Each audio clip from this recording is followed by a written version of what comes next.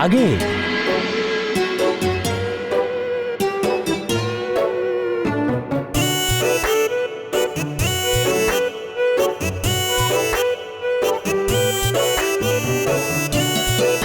क्या करूं मैं? मेरी शुदा तो शांति नहीं हो रही है। कुछ तो खाना होगा, पर क्या खाऊं?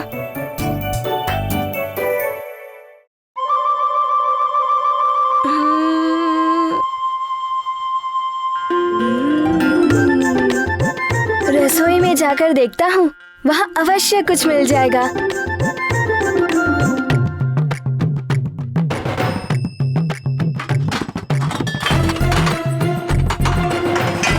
कहाँ ढूंढूं?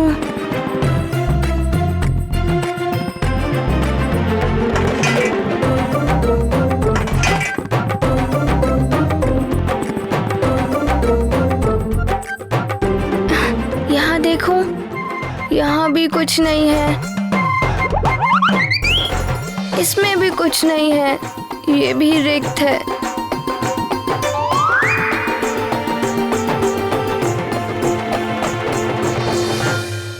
अरे ये सब तो रिक्त है। अब मारुति क्या खाएगा?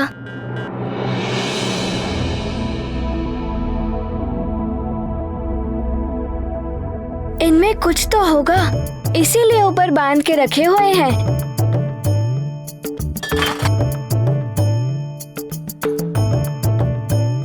क्या करूं? यहाँ तो कुछ भी नहीं है।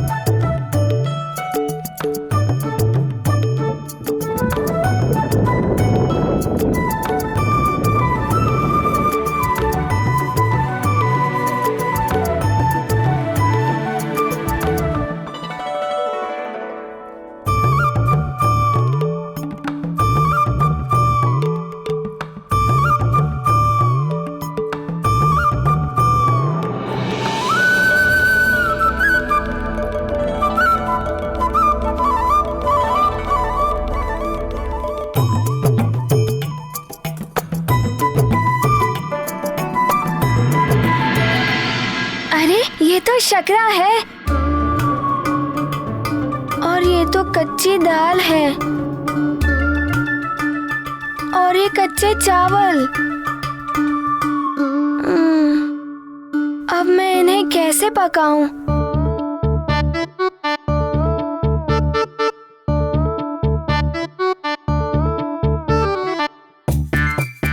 कच्चे ही खा लेता हूँ, शुदा ही तो शांत करनी है।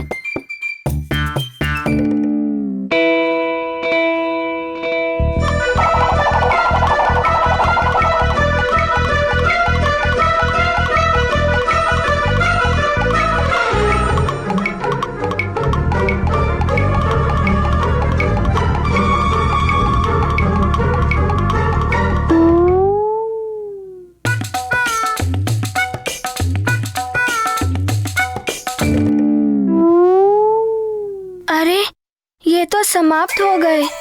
अब मारुति क्या खाएगा?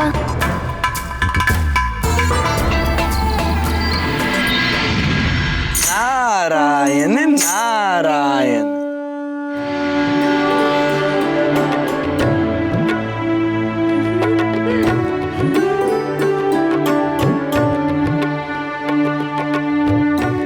प्रणाम देवर्षि।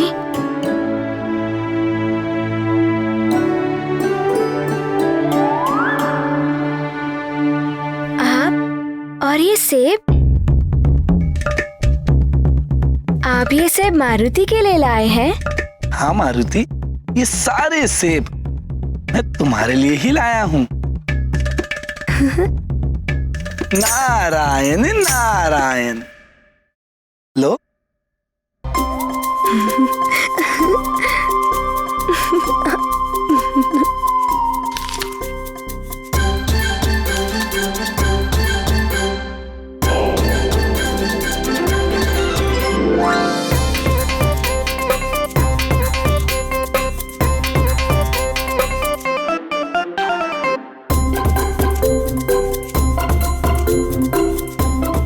देवर्षि, ये सेब तो बड़े रसीले और स्वादिष्ट थे। मारुति को और चाहिए। किंतु मेरे पास जितने सेब थे मैंने आपको दे दिए। अब और फल नहीं है मेरे पास।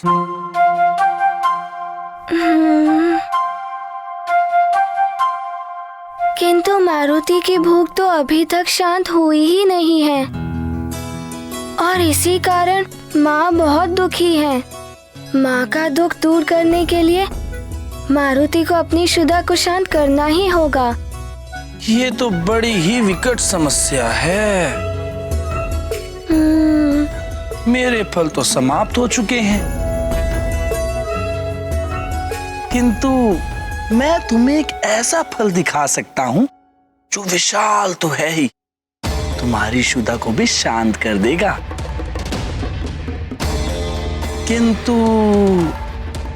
किंतु क्या देवर्षि?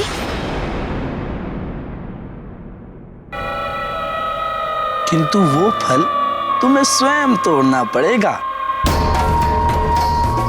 उसे स्वयं प्रयास करके पाना पड़ेगा, प्रयास करना पड़ेगा। करोगे?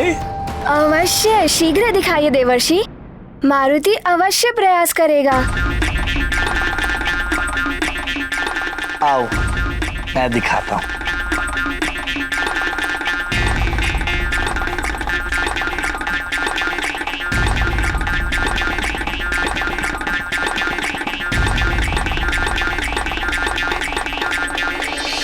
वो देख रहे हो ना, वो महाफल, आकाश फल।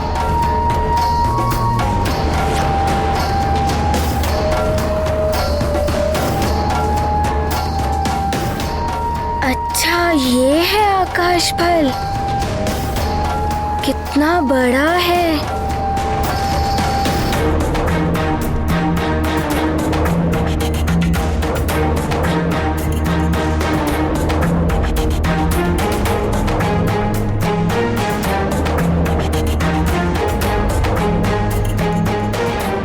दिखाई दिया ना?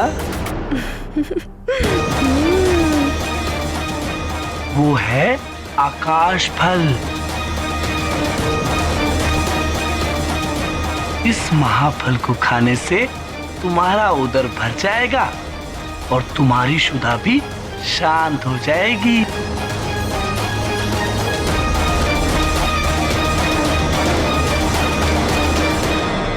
सत्य कह रहे हैं आप? सत्य तो कह रहा हूं, किंतु पुनः ये किंतु? और कितने किंतु देवर्षि? किंतु बहुत दूर है वो आकाश फल। शून्य की डाल पर लटका है, युग सहस्त्र योजन दूर। तो क्या हुआ?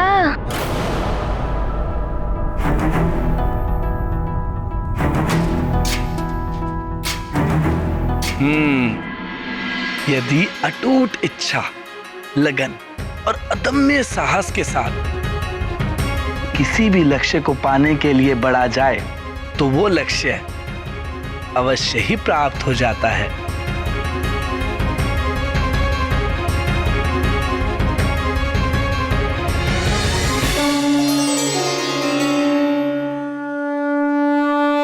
पर ध्यान रहे, उस तक पहुंचने के मार्ग में अनेक बाधाएं आएंगी, परंतु तुम्हें एकाग्र होकर अपने लक्ष्य तक पहुंचना है। अपनी भूख मिटानी है तो चाहे कितनी भी दूर हो वो आकाश फल, माँ की चिंता दूर करने के लिए मुझे अपनी शुदा शांत करनी ही होगी।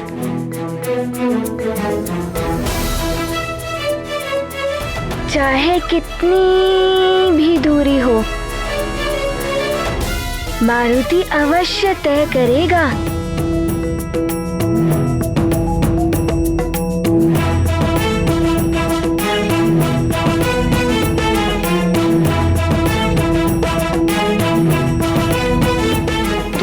शुभकामनाओं के साथ आगे बढ़ो।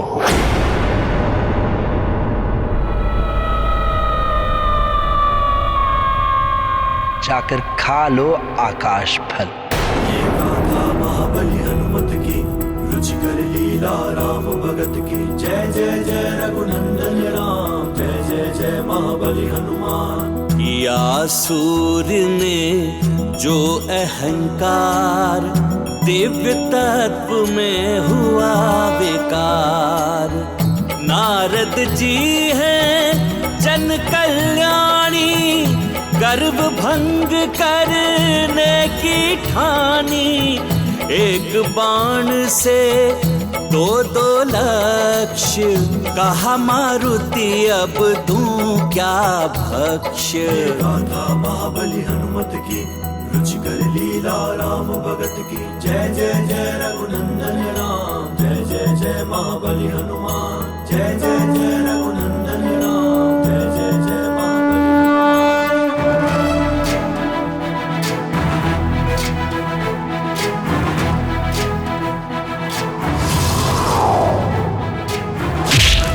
ज्ञान गुण सागर जय, कपी सती लोक उजागर जय। मान ज्ञान गुण सागर जय, कपी सती लोक उजागर जय। अतुलित बल धामा, अंजनी पुत्र पवन सुत। वीर विक्रम बजरंगी, कुमति निवार सुमति संगी। जय हनुमान ज्ञान गुण सागर जय, कपी सती लोक उजागर जय। हनुमान ज्ञान गुण सागर जय, कपी सती लोक उजागर जय। ब्रह्मादि मुनि सब, सारद सहित अहिसा। कुबेर दिखपाल जहाते, कवि कोविद कह सके कहा। जय हनुमान ज्ञान गुण सागर जय, कपी सती लोक उजागर जय। हनुमान ज्ञान गुण सागर जय, कपी सती लोक उजागर जय।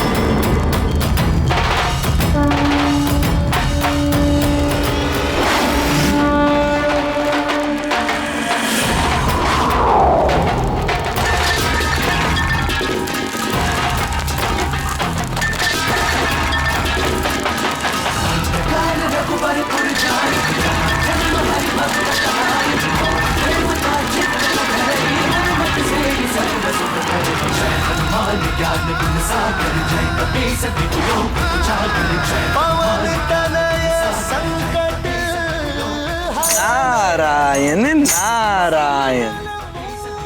इतनी तीव्र गति, अतुलित बल के धाम है आप मारुति, धन्य है आप। नारायण नारायण। मित्रों, मारुति को अब तक खेलने के लिए आ जाना चाहिए था। हाँ, कल अन्नप्राशन में उसने कहा था सभी प्रातः यही मिलेंगे। कुछ भी कहो, किंतु है अद्भुत ही है हमारा मित्र मारुति। किंतु कल कितना खाया था। हाँ।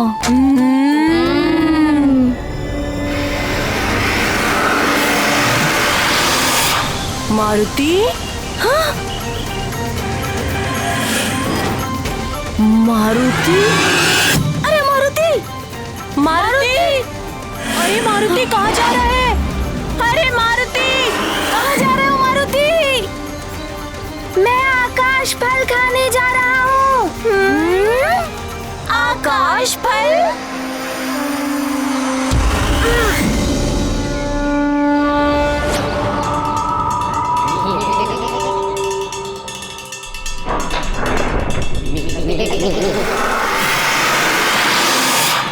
बड़ा पर्वत, आकाश फल। ये कौन सा फल है?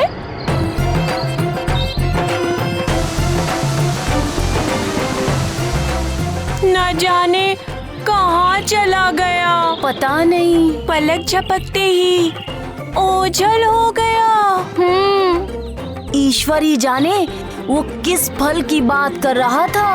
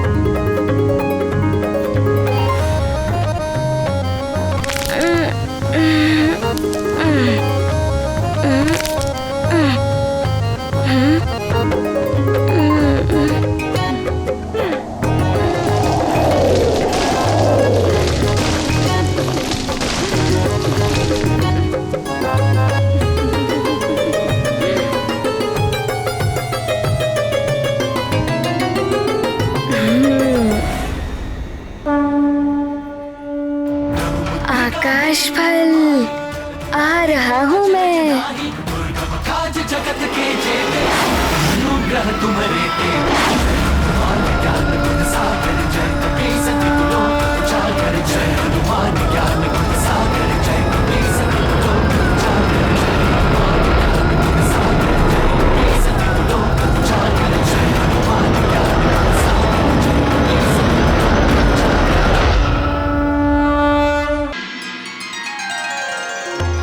प्रणाम राजपुरोहित जी। कल्याण भव। राजन, वैसे तो सूर्य ग्रहण के समय में की जाने वाली पूजा, हवन और दान के विषय में आपको सब कुछ ज्ञात है और महारानी जी भी धर्म कर्म के कार्य से पूर्णतया परिचित हैं। फिर भी मैं अपना पुरोहित धर्म निभाते हुए ये आपको बताना चाहता हूँ कि आज सूर्य ग्रहण है, जिसका सूतक काल कुछ ही समय में आरंभ हो जाएगा।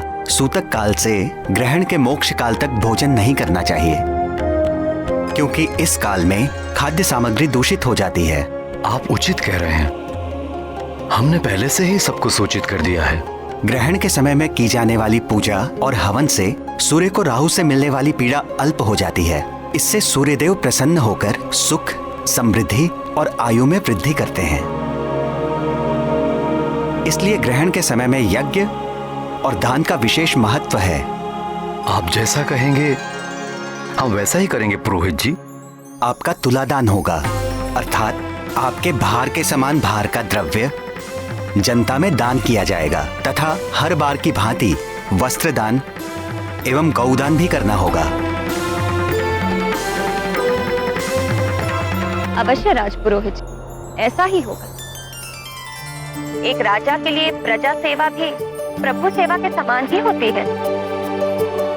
राजपुरोहित जी, हमने सारी व्यवस्था कर दी है। ये सब तो व्यवस्थित रूप से हो जाएगा, किंतु मारुति का क्या करूं? सोकर उठते ही उसे भूख लगेगी, भोजन उसे दे नहीं सकती। अपनी भूख के समक्ष वो छोटा सा बालक सूर्य ग्रहण के बारे में क्या समझेगा? आज तो वो जितना सोएगा उतना ही अच्छा है।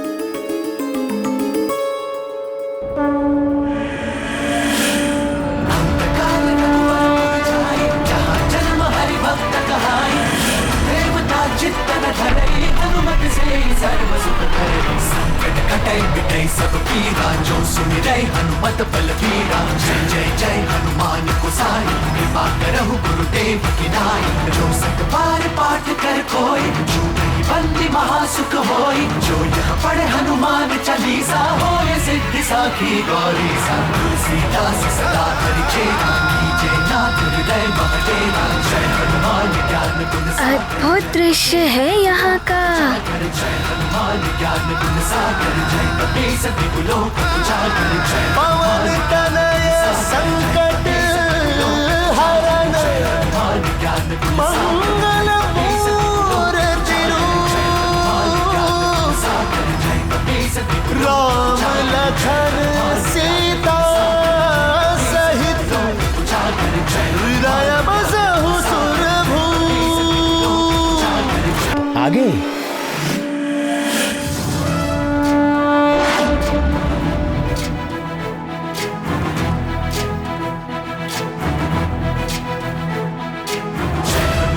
ज्ञान गुण सागर जय कपी सती लोक उजागर। जय हनुमान आकाश फल, सती लोक उजागर। मारुति का आकाश फल, पुत्र पवन सुत नामा महावीर। इसे खाने से अवश्य ही मेरी भूख मिट जाएगी और माँ का दुख भी दूर हो जाएगा। हनुमान ज्ञान गुण सागर जय कपी सती लोक उजागर। कंचन वरन विराज सुबेसा, कुंडल कुंचित केसा। हाथ वज्र और ध्वजा विराजे, कांधे मूंज जनेऊ साजे। जय हनुमान ज्ञान गुण सागर। अरे ये तो एक और गोला गा रहा है। ये तो बड़ा भी है और चमकीला भी।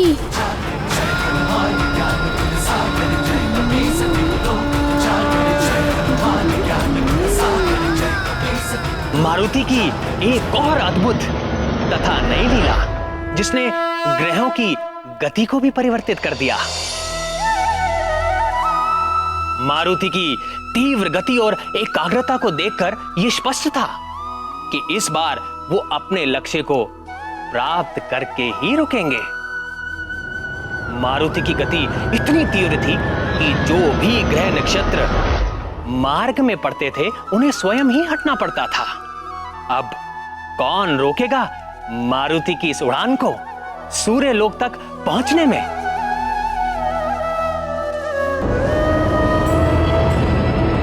किसी भी कार्य में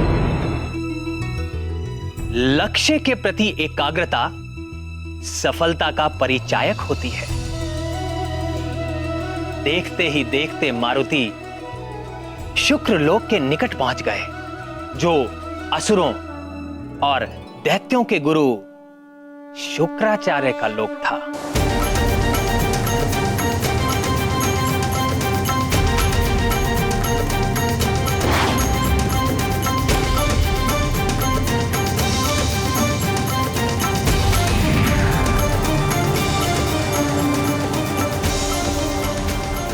मुझ शुक्र की ओर कौन आ रहा है? अवश्य ही ये कोई शिव तत्व है। मैं इसके मार्ग से नहीं हटा तो ये मुझ दैत्य गुरु शुक्राचार्य से ही टकराएगा।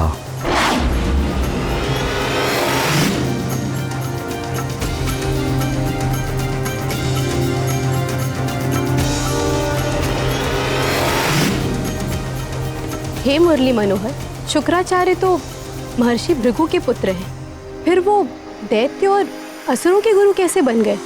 प्रिय, शुक्र के पिता तो थे महर्षि भृगु, किंतु उनकी मां दैत्यराज हिरण्यकशिपु की पुत्री दिव्या थी। काल क्रम में मां और नाना के प्रभाव में शुक्र भी देव दैत्य के द्वंद्व में उलझ गए और दैत्यों के गुरु बन गए। परिणाम स्वरूप तीनों लोग शुक्र के मंगलकारी ज्ञान से दूर हो गए। आज शुक्र जैसा ज्ञानवान असुरों का हितैषी है और पूरी तरह लंकेश, रावण और मेघनाथ के साथ है, और साथ ही सदैव तीनों लोकों की आसुरी शक्तियों के विकास और एकता के लिए सक्रिय रहते हैं। ऐसा कोई दैत्य असुर राक्षस नहीं है जो उनके कथन का उल्लंघन कर सके। अपने दंड विधान से और नीति ज्ञान से ये देवताओं में भी अपना प्रभाव रखते हैं और देवता भी इनके तप और योग बल को महत्व देते हैं।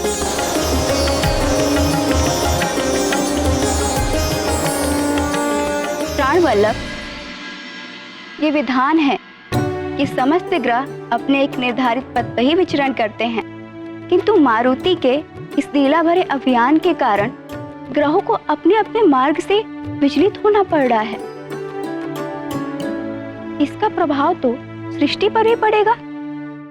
अवश्य पड़ेगा प्रिय।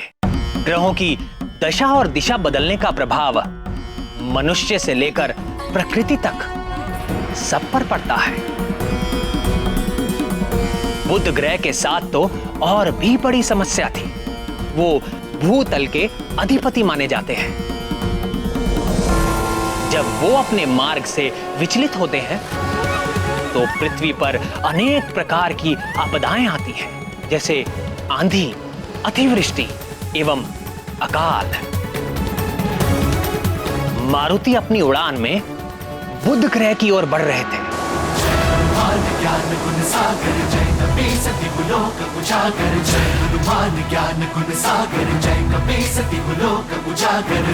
दूत अतुलित बल धामा, अंजनी पुत्र पवन सुत नामा, महावीर विक्रम बजरंगी, कुमति निवार सुमति के संगी।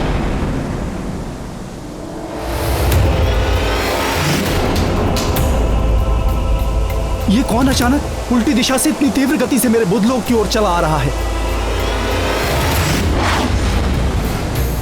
ये तो अनर्थ हो गया। मुझ बुध को ही अपने मार्ग से विचलित कर दिया इसने। भविष्य में पृथ्वी पर इसके दुष्परिणाम हो सकते हैं।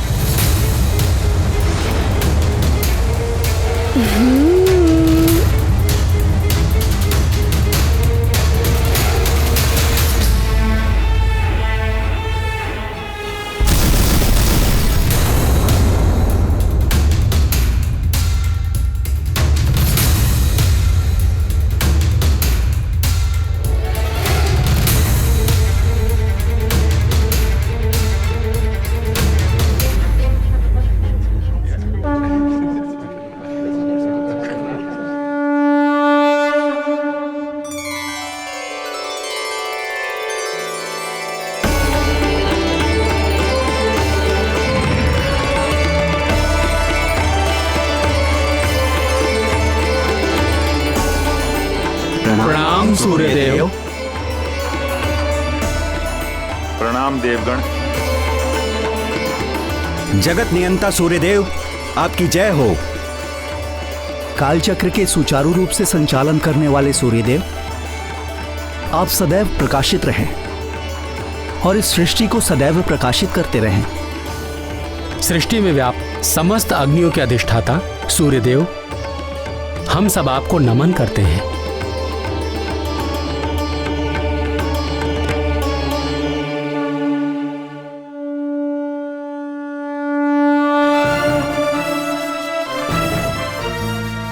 अग्निदेव, वरुण देव, कालदेव और अन्य उपस्थित देवगण, आज पुनः वो समय आ गया है जब राहु मुझे ग्रसने वाला है।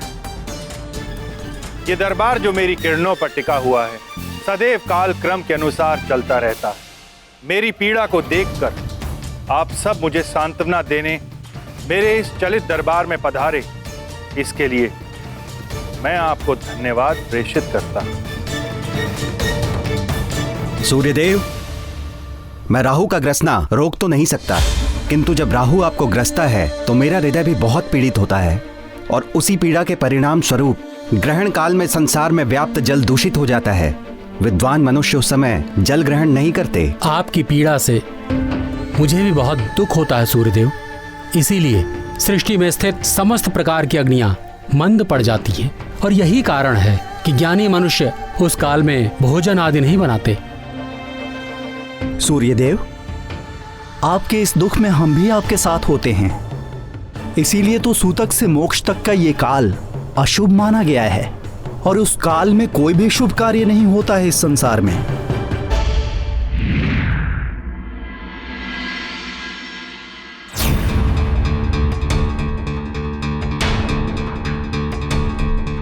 क्या हुआ अरुण देव, आप भयभीत क्यों दिखाई दे रहे हैं? देव, न जाने कौन है जो हमारी ओर तीव्र गति से बढ़ता हुआ आ रहा है। हमारी ओर?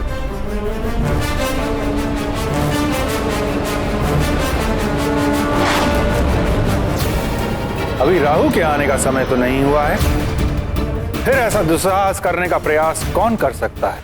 देव, ये राहु तो है ही नहीं, ये कोई और है।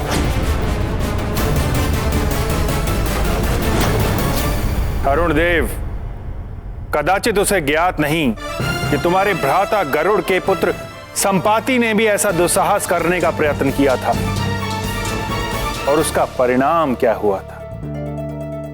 उसे तो मात्र मैंने जलाया था। ये तो भस्म हो जाए, ये तो भस्म हो जाए, ये तो भस्म हो जाए।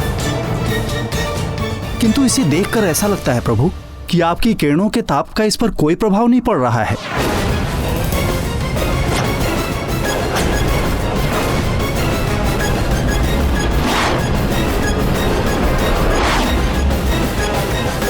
निकट तो आने दीजिए अरुण देव, फिर देखते हैं उस पर मेरे ताप का प्रभाव पड़ता है या नहीं। सूर्यदेव, आपकी अनुमति के बिना कोई सूर्यमंडल में कैसे प्रवेश कर सकता है? कदाचित उसे ज्ञात नहीं है कि इस सूर्यमंडल की रक्षा मैं कर रहा हूं। मैं वरुण देव, महाशक्तिशाली, जब मैं कुपित होता हूं तो संसार ही नहीं समस्त सृष्टि जलमग्न हो जाती है। प्रलय मचा देता हूं मैं, प्रलय। सूर्यदेव, सूर्यमंडल में प्रवेश करने से पूर्व उसे मुझ अग्निदेव का सामना करना होगा। ये समस्त संसार जीवित है तो मुझ अग्नि की कृपा से हव्य से देह तक, काष्ठ से लौह तक मैं सब जला देता हूँ। वो जो भी है मेरी शक्ति के समक्ष 2 पल भी नहीं टिक पाएगा। नारायण नारायण।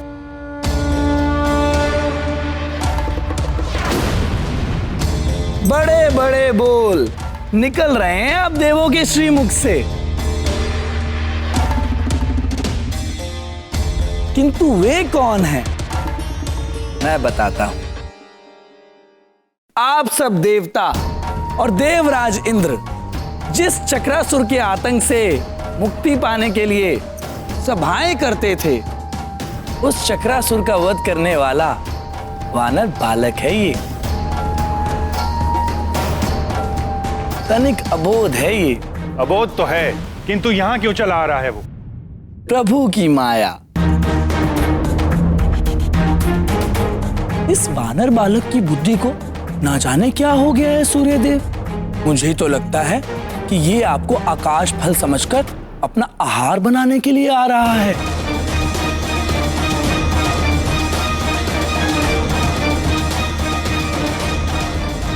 अब देखते हैं कि पहले राहु आपको ग्रसता है या ये बालक आपको अपना आहार बनाता है। परिहास कर रहे हैं आप देवर्षि। आपको अभी भी लगता है कि मेरे सुरक्षा कवच को कोई भेद कर मेरी अनुमति के बिना कोई मुझ तक पहुंच सकता है? मेरे सूर्य मंडल के रक्षक देवों, जाओ और उस बालक को रोको। इसलिए नहीं कि मैं उससे भयभीत हो गया, इसलिए कि वो एक अबोध बालक है। उसे तो ज्ञात ही नहीं कि मेरे निकट आने से वो जल जाएगा, यहां तक कि प्राण भी जा सकते हैं उसके।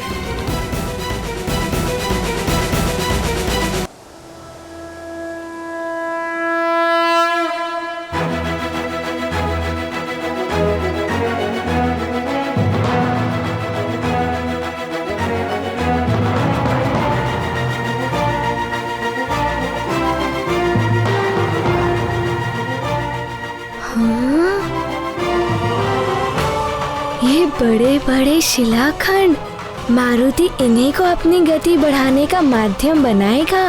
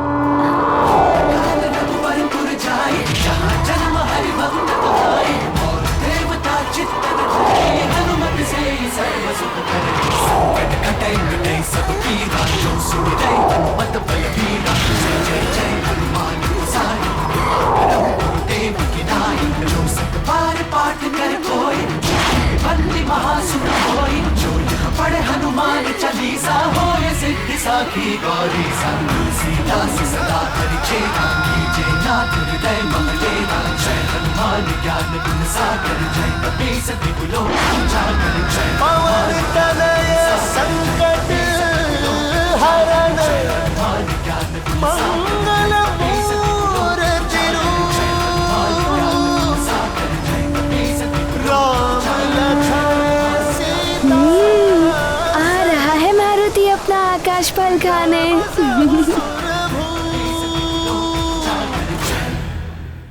सूर्यदेव, वो वानर बालक अबोध हो या उद्दंड, किंतु एक बात निश्चित है, उस वानर बालक के पास मायावी शक्तियां हैं, जिस कारण उसने चक्रासुर को मार गिराकर यहां आने का दुस्साहस किया। सूर्यदेव, आप मुझे आज्ञा दें, मैं काल स्वयं उसे उसकी उद्दंडता का दंड दूंगा। यदि वो बालक उद्दंडी है तो अवश्य ही वो दंड का पात्र है। जाइए।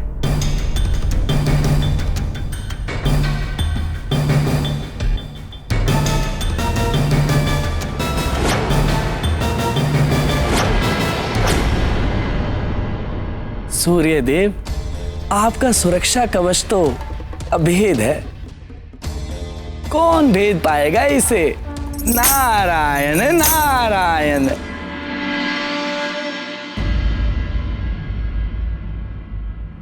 नमस्ते सर्वदेवानां शक्तिस्त्वं सत्यमास्थिता साक्षिभूता जगद्धात्री निर्मिता विश्वयोनिना एकतः सर्वसत्यानि तथा नृत्यशतानि च धर्माधर्मकृतां मध्ये स्थापितासि जगद्विते त्वं तुले सर्वभूतानां प्रमाणमिह कीर्तिता मातोलयन्ति संसारदुध्वरस्व नमोऽस्तु ते योऽसौ तत्त्वादिपो देवः पुरुषः पञ्चविंशकः स एकोऽधिष्ठितो देवि त्वयि तस्मान्नमो नमः।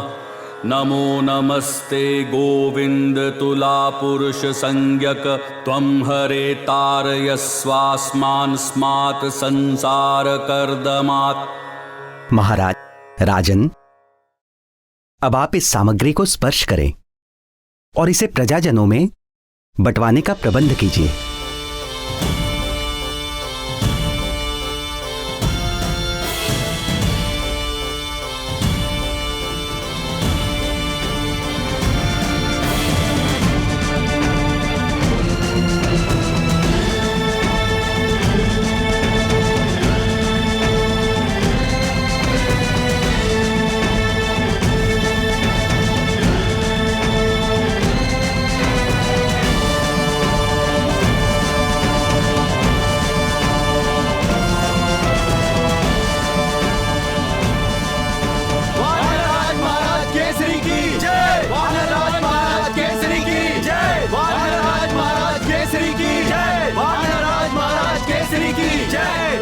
धन्यवाद महाराज। धन्यवाद महारानी जी।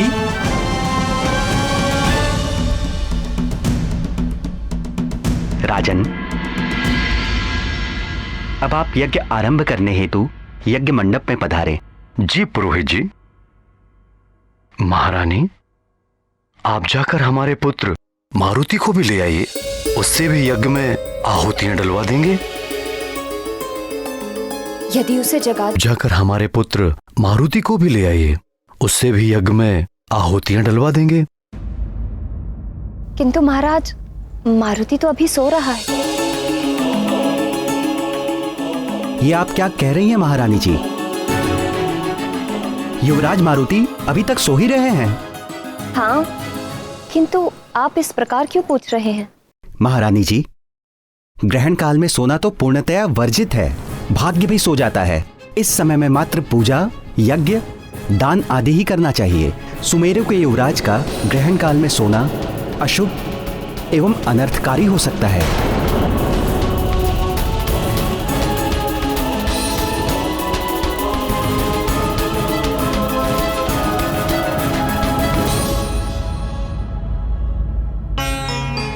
किंतु राजपुरोहित जी, आप तो बता रहे थे कि ग्रहण काल आरंभ होने में समय है अभी। हाँ, कुछ ही समय शेष है।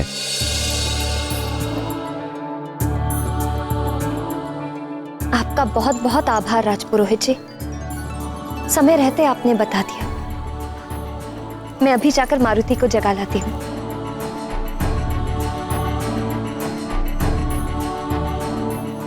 महाराज, पधारिए। जी।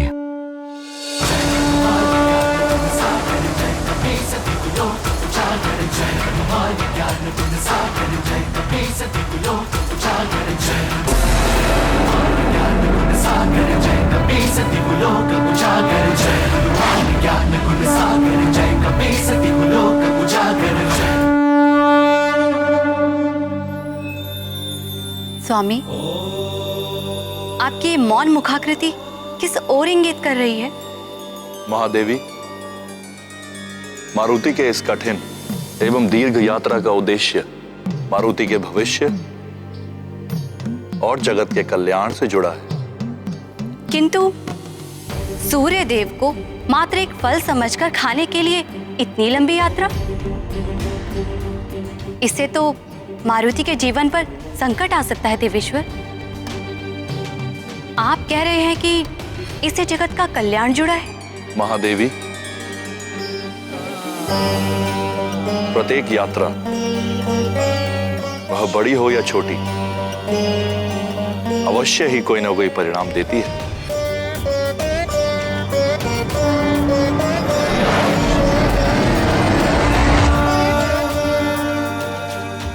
मारुति की ये यात्रा बड़े और अच्छे उद्देश्य के लिए, बड़े और लोक कल्याणकारी उद्देश्य के लिए मूल्य भी बड़ा चुकाना पड़ता है। किंतु देवेश्वर, मारुति अभी बालक है। मुझे भय है कि इसका परिणाम कहीं असहनीय ना हो जाए।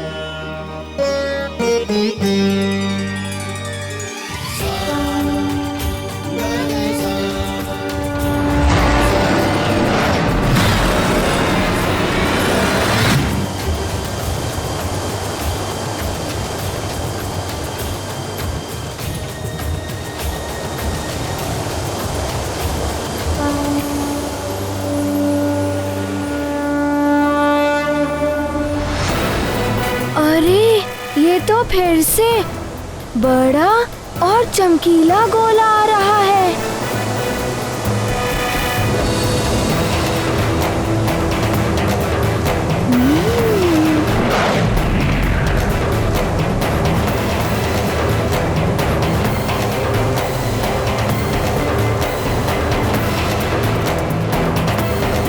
सावधान बालक।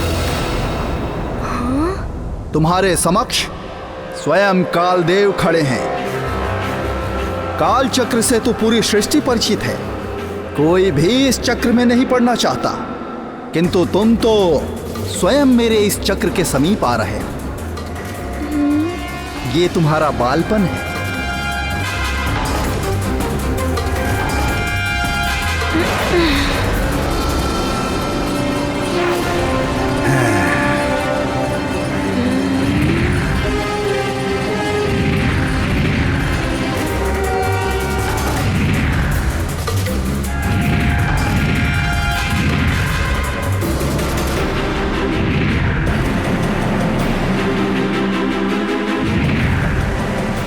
मुझे शीघ्र ही इस आकाश फल तक पहुंचना है और अपनी भूख मिटानी है और माँ की चिंता दूर करनी है।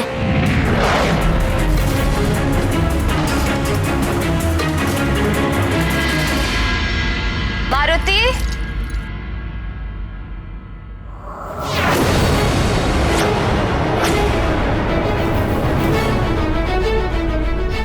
मारुति,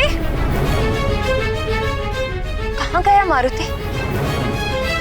हर दिन तो जागते ही मेरे पास आता है, आज पता ही नहीं चला कब जागा कहाँ गया। मारुति, मारुति,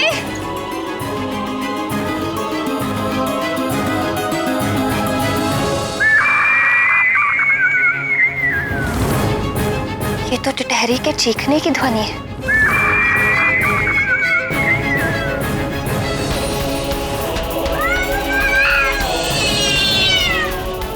बिल्ली के रोने की आवाज। पहले टिटहरी चिल्ला रही थी, अब ये बिल्ली के रोने का स्वर। आज ये अपशकुन क्यों हो रहे हैं? हे ईश्वर, रक्षा करना।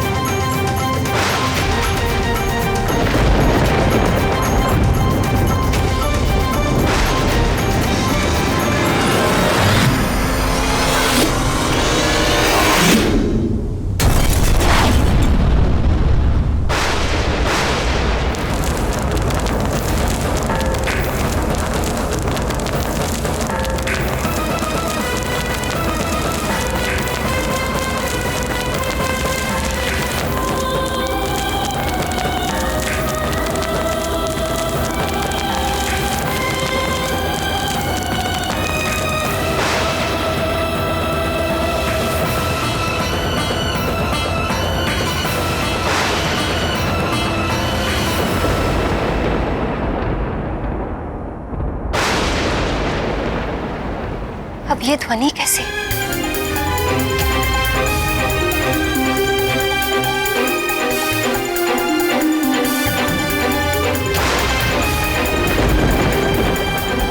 संपूर्ण आकाश में ये कैसे रखते माँ बाप?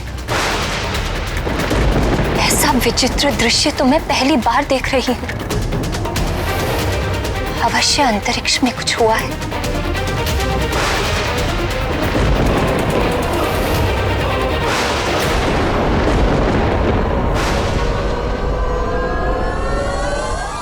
गाथा महाबली हनुमत की, रुचिकर लीला राम भरत की। जय जय जय रघुनंदन राम, जय जय जय महाबली हनुमान।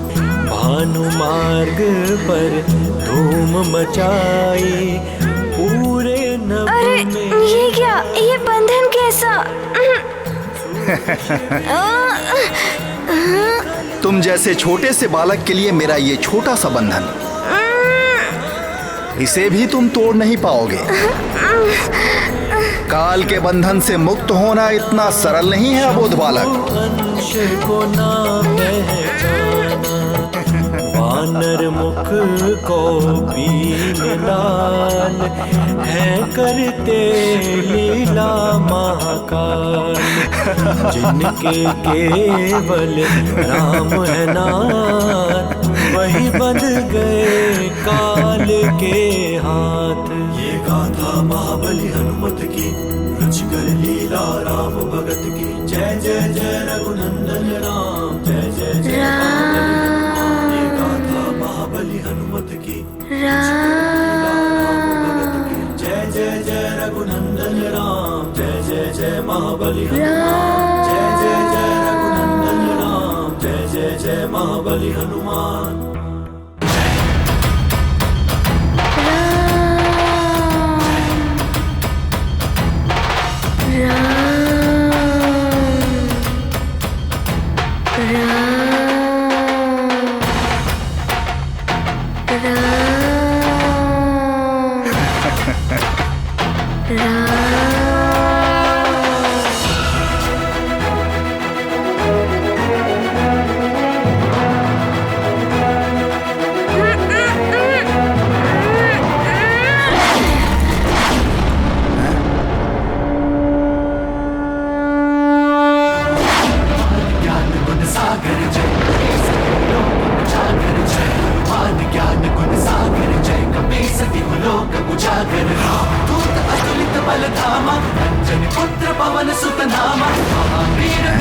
बजरंगी कुमति निवार सुमति के संगी। जय हनुमान ज्ञान गुण सागर जय कपीस तिहु लोक उजागर। जय हनुमान ज्ञान गुण सागर जय कपीस तिहु लोक उजागर। रंजन वरन विराज सुबेसा कानन कुंडल कुंचित केसा। हाथ वज्र और ध्वजा विराजै काले मूंज जनेऊ साज।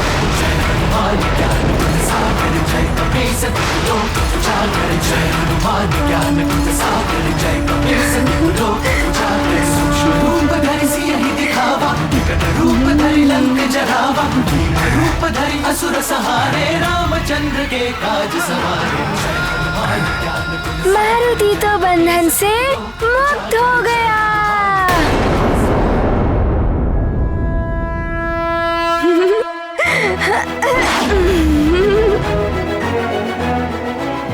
सावधान बालक,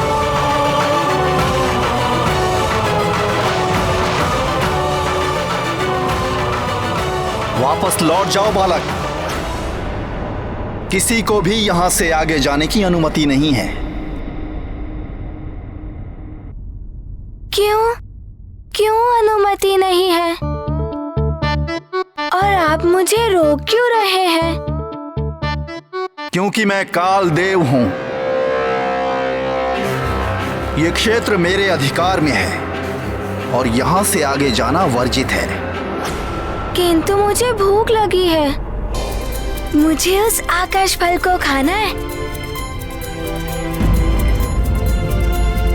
तभी मेरी भूख मिटेगी और मेरी माँ का भी दुख दूर हो जाएगा।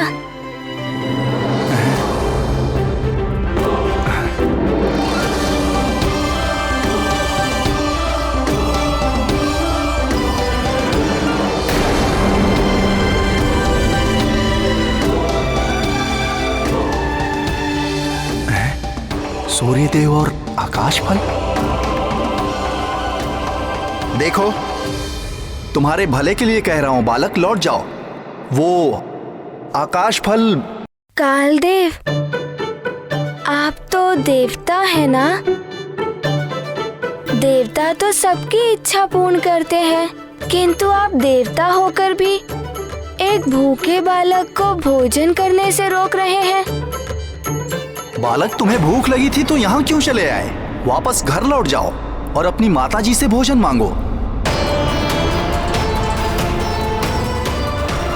माँ, मारुति को और भूख लगी है।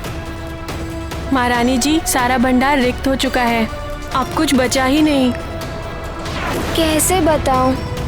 भोजन के लिए ही तो जा रहा हूँ।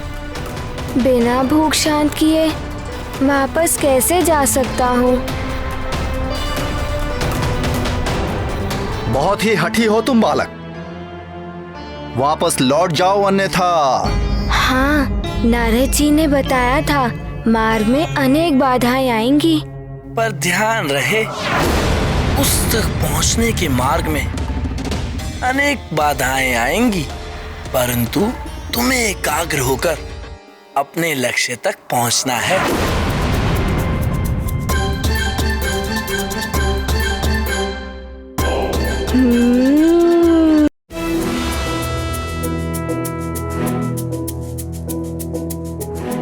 मार्ग में बाधाएं आएंगी, किंतु मैं भयभीत होकर मार्ग से वापस नहीं लौटूंगा। मुझे उस आकाश फल को खाना है और अपनी भूख मिटानी है। आप मेरे मार्ग से हट जाइए ना, जाइए ना। अबोध बालक, तुम बहुत ही सौभाग्यशाली हो कि तुम यहाँ तक पहुँच पाए, मेरे दर्शन हो पाए। मैं कालदेव हूँ और कालदेव के दर्शन जीवन के अंत में ही हो पाते हैं। पर मुझे तो हठी बालक, विधाता ब्रह्मदेव और अन्य देवता ये तो मात्र भाग्य दुर्भाग्य को निर्धारित करते हैं, किंतु मेरे हाथ में सभी के भाग्य दुर्भाग्य को लागू करने का अधिकार है। मेरे काल पथ पर प्रवेश कर तुम सब कुछ भूल जाओगे, भूख, माँ का दुख, सब कुछ। सोच में पड़ जाओगे, कैसे करना है, क्या करना है, कहाँ जाना है, कुछ भी समझ में नहीं आएगा। क्योंकि मैं अनंत हूं, जिसका ना कोई आदि है ना अंत। अनंत हूं मैं, अनंत। किंतु मेरी भूख भी तो अनंत है, मिटती ही नहीं। मुझे जाने दीजिए ना, अपनी भूख मिटानी है। जब मेरी भूख मिट जाएगी तब वापस माँ के पास लौट जाऊंगा। तुम्हारा यही बालहट तुम्हें तुम्हारी माँ के पास नहीं लौटने देगा। काल के गहन अंधकार में विलीन होकर रहोगे सदा के लिए। हे प्राणवल्लभ, कालदेव ने सोचा था मारुति एक अबोध बालक है, सहज ही बंधन में बंध जाएगा। उन्हें तो अनुमान ही नहीं था कि मारुति इतने शक्तिशाली है। प्रिय,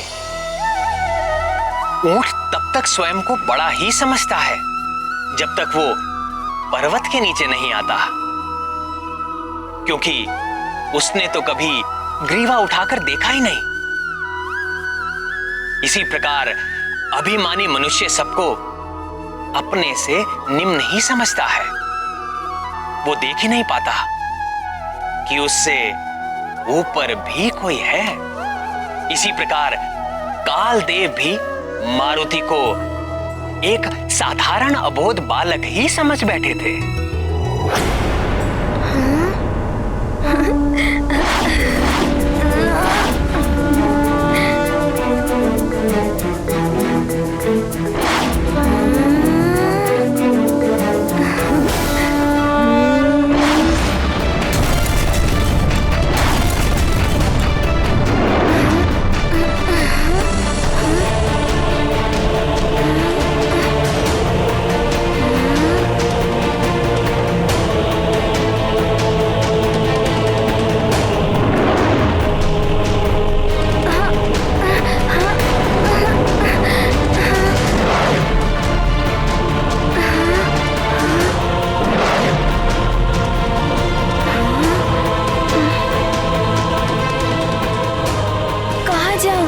समझ में ही नहीं आ रहा है।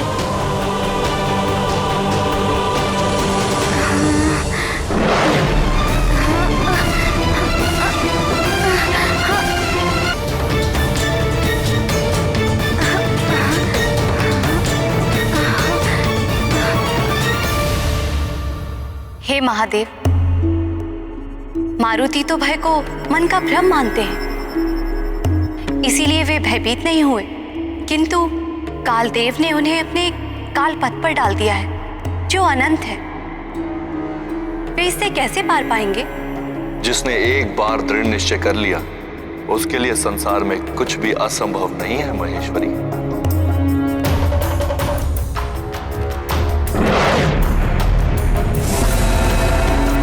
दीपक की एक छोटी सी ज्योति भी गहन अंधकार को मिटा देती है। जल निरंतर बहते हुए चट्टानों को काट देता है।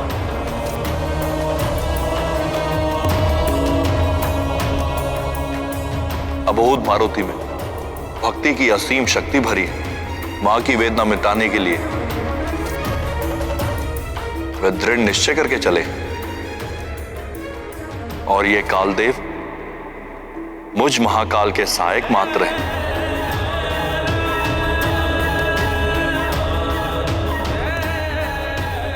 किंतु मारुति मेरे अंश है। यह है कालदेव और मारुति, दोनों के लिए परीक्षा की घड़ी है देवी।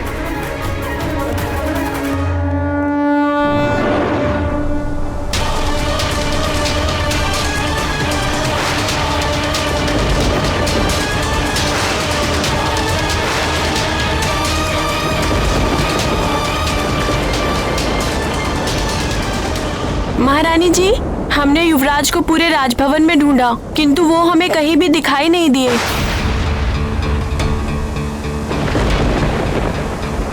राजभवन में नहीं है? राजभवन में नहीं है तो कहाँ गया होगा?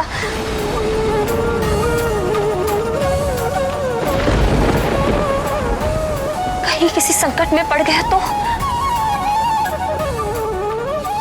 हे प्रभु, मेरे पुत्र मारुति की रक्षा करना।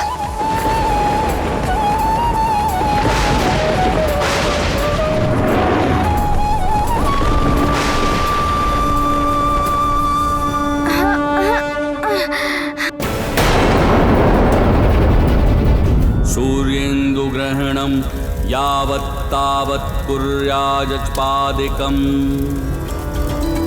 सूर्येन्दुग्रहणं यावत् तावत् कुर्याजपादिकम्। महाराज, क्या हुआ महारानी? मारुति का कुछ पता नहीं चल रहा। पूरा राजभवन देख लिया, वो कहीं नहीं मिला। राजन, आप अपने स्थान से नहीं उठ सकते। किंतु पुरोहित जी, मेरा पुत्र कहीं। बीच यज्ञ से उठना अशुभ होता है राजन। यह आपके परिवार और सारे राज्य के लिए हानिकारक हो सकता है।